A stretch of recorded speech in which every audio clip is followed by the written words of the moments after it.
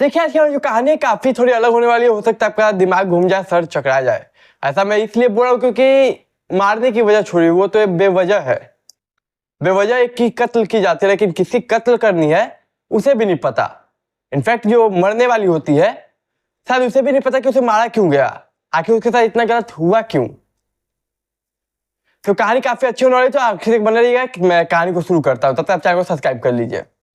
तो hello everyone, मैं अभिव्यक्त सिंह और एक नई कहानी में आपका स्वागत करता हूं।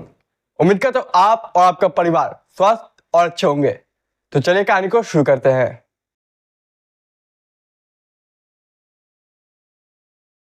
तो देखिए, कहानी है 27 फरवरी 2019 की। समय लगभग 2-4 बजे के बीच की है।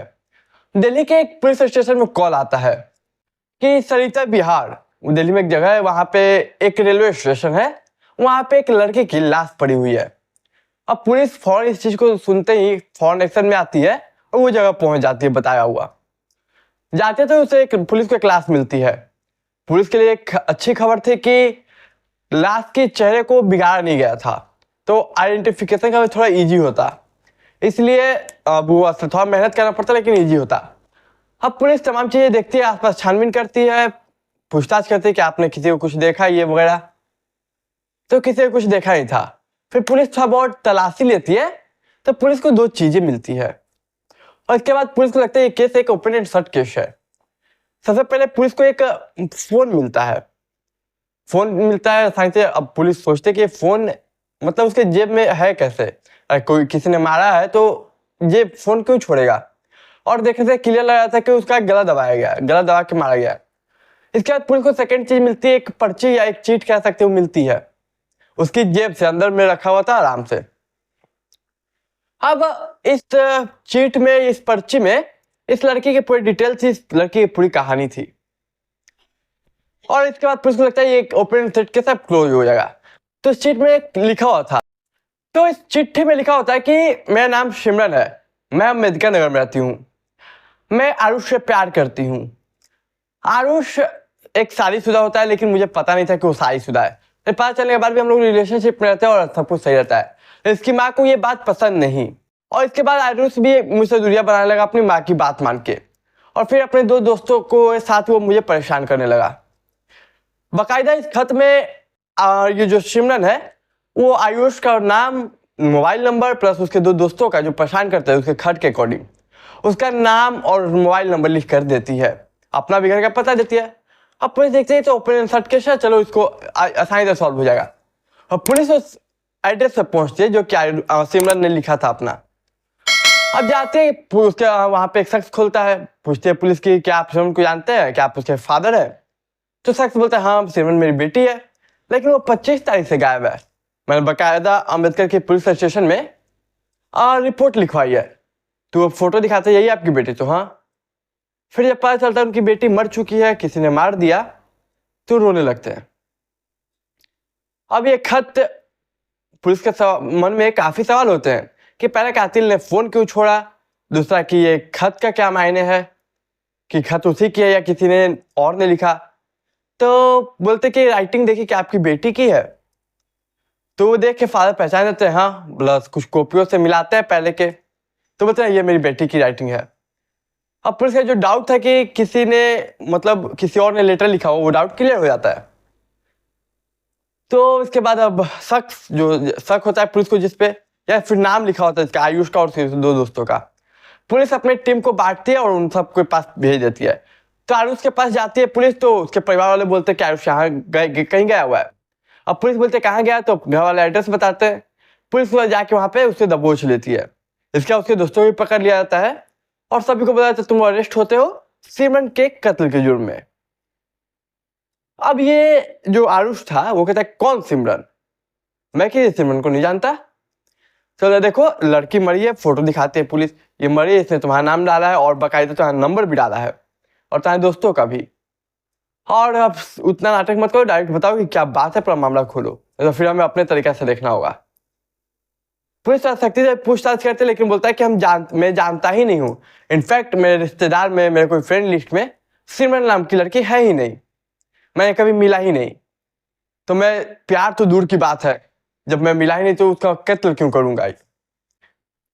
अब पुलिस ये सुन के अलग शौक, तो बोलते ठीक है काम करो, फोन नंबर अपना फोन लाओ। पुलिस आरुष के फोन देखती है कि डिटेल तो होंगी, तो अब बकायदा सिमरन का नंबर डाला जाता है। उसके फोन में देखते हैं कि एक कॉल है। तो जब तुम सिमरन को नहीं जानते तो ये कॉल कहाँ से? तो आरुष बोलता है आप गौर से देखिए, कॉल मैंने नहीं किया, सिमरन ने किया है, आई थिंक 25 फरवरी को 2019। तो पुलिस में बात सही है। फिर देखिए पुलिस पूरा पिछले 6 महीने कॉल डिटेल्स निकालती है कि शायद सिमरन और आरुष का कोई कनेक्शन मिले कॉल पे।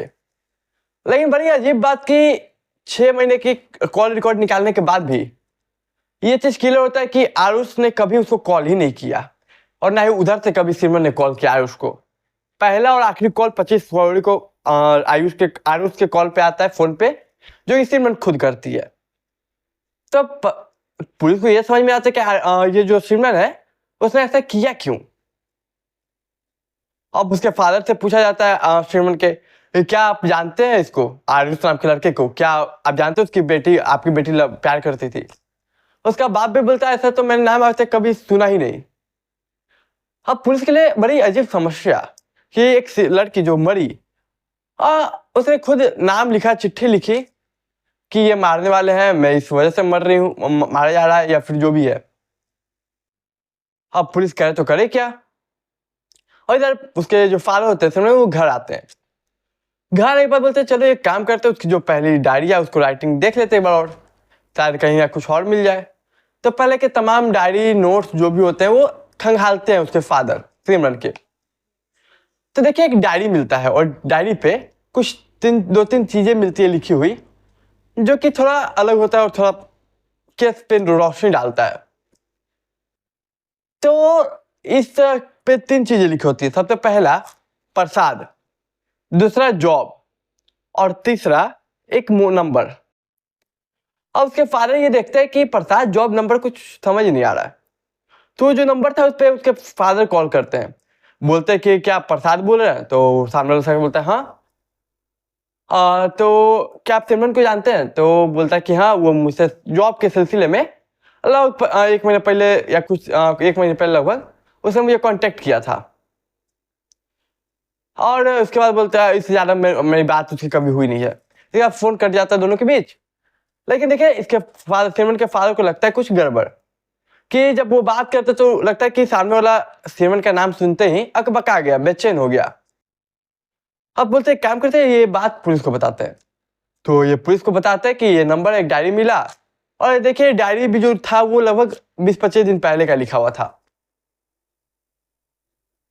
और देखिए ये जो डायरी था वो भी ज्यादा दिन पहले का नहीं, इधर ही का हाल ही फिलहाल का लिखा हुआ था ये डायरी में। अब पुलिस देखिए इतना जो कॉल डिटेल निकालते हैं, प्लस वो जो राइटिंग होती है उसको फोरेंसिक के लिए ऑलरेडी भेजी होती है कि राइटिंग फोरेंसिक एक्सपर्ट से मिलवा लेंगे। और इधर पुलिस सिंपल सा वो नंबर जो फादर देते हैं उस पर देखती है। वैसे पहले भी ये नंबर पुलिस की नजर में आता है कॉल रिकॉर्ड में, ये कॉल किया गया एक बार, वो इग्नोर करते हैं क्योंकि बहुत सारे नंबर थे ऐसे।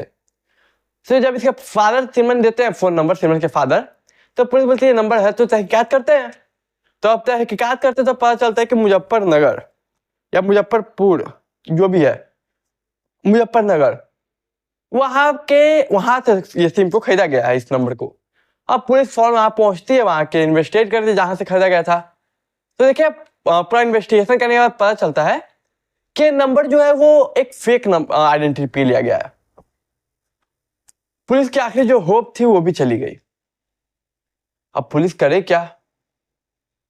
अब बस एक काम करते हैं, जो लड़का जिसने प्रसाद को कॉल किया था उसके फादर ने, उसी को उठाते हैं और उसको तोड़ते हैं। क्योंकि वो नंबर पे एक चीज और पुलिस गौर करती है कि ये जो नंबर प्रसाद का था, इसको फादर ने कॉल किया था, उसकी जो लोकेशन है वो वही सरिता बिहार के आसपास है जहाँ पे लड़की की लाश मिली थी। तो फौरन पुलिस प्रसाद को उठा लेती है और फिर तसल्ली से पहले पूछताछ करती है, लेकिन नहीं मानता है, नहीं कुछ बोलता है। तो अपने तरीका से पुलिस के अंदाज में उसे तोड़ती है और फिर सारा मामला खुलता है। तो सबसे पहले नाम किसका, ये जो प्रसाद है उसका नाम है दिनेश प्रसाद। और इसके बाद ये कहानी बताता है बहुत तोड़ने के बाद। तब जरा कहानी सुनिए, तब तक चैनल को सब्सक्राइब कर लीजिए। तो दिनेश प्रसाद बताता है कि लगभग कोई जुर्म में मैं कुछ समय पहले अभी जेल गया, तिहाड़ जेल गया था।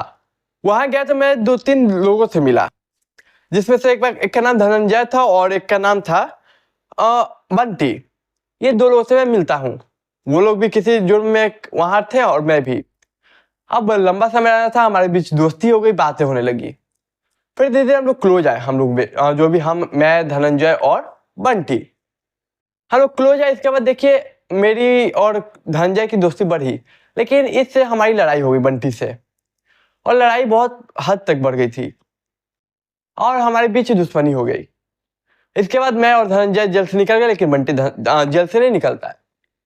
जेल से निकलने के बाद भी मैं और धनंजय हमें दोस्त रहे, अच्छे दोस्त बने, मिलते जुलते थे, जो भी बात होती थी करते थे।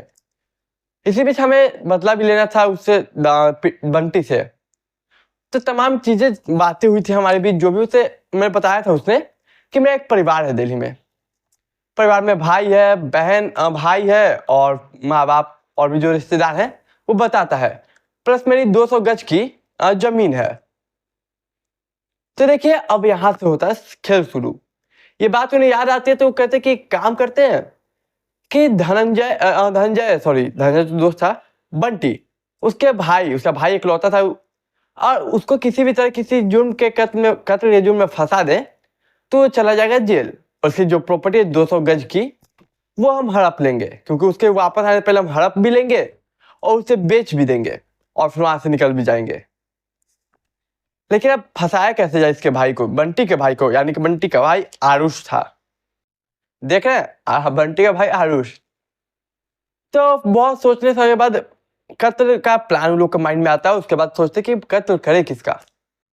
तो पहले दिमाग में आता है किसी का मिल के करते हैं, लेकिन फिर समस्या कि अगर सामने वाला कोई लड़का का करते हैं और उसके अंदर मतलब थोड़ा हमसे ज्यादा ताकत होता है तो बचने की कोशिश करेगा, तो मामला बिगड़ सकता है।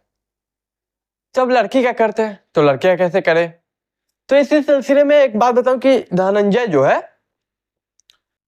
दिनेश जो है, उसके पास एक लड़की थी, मतलब कह सकते काम के लिए कॉल करती थी कि काम को भी हो तो बताइएगा, मेरे दोस्तों को काम चाहिए या मुझे काम चाहिए। तो दिनेश को अपना दोस्त का ख्याल आता है। तो दिनेश अपने दोस्त को कॉल करता है, बोलता है कि कोई दोस्त है तो बताओ, मुझे एक कर्मचारी चाहिए मेरे दोस्त को। तो लड़की जो थी वो सिमरन का नाम सजेस्ट करती है, और देखिए नाम सिमरन का आता है। इसके बाद दिनेश जो है वो एक फेक सिम लेता है मुजफ्फरनगर से, स्पेशली उसको कॉल करने के लिए, सिमरन को। तो सबसे पहले वो बोलता है ठीक, उसे बता दो ऐसा ऐसा बात है।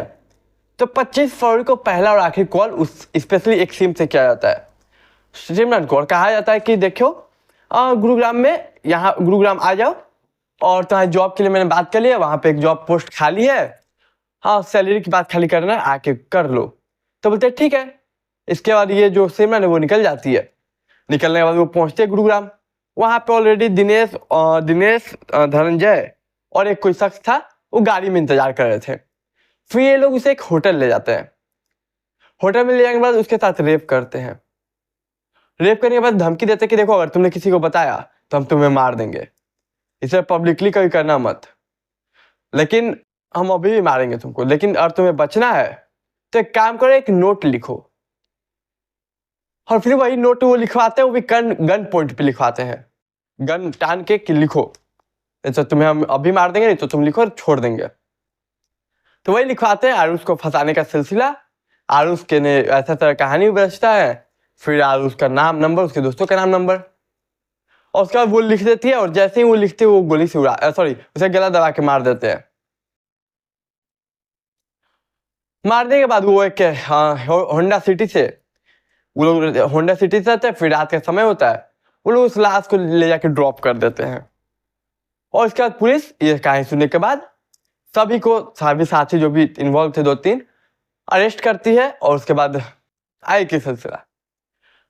अब देखिए कि बेवजह मारी गई वो लड़की, ना ही एक आरुष जो कि बेगुनाह था, कोई उसका गलती नहीं था, पर उसे फंसाने, सिर्फ उसको फंसाने के लिए कत्ल में सिमरन की जान गई। तो देखिए अब जो आपकी राय है, आप अपनी राय कमेंट में रखें। और आज की कहानी यही थी, तो उम्मीद करता हूँ आपको पसंद आई होगी। पसंद आई तो चैनल को सब्सक्राइब, वीडियो को लाइक, अपने दोस्त रिश्तेदार के साथ शेयर कीजिए। मैं मिलता हूँ अगली कहानी में, तब तक के लिए मुझे दीजिए इजाजत।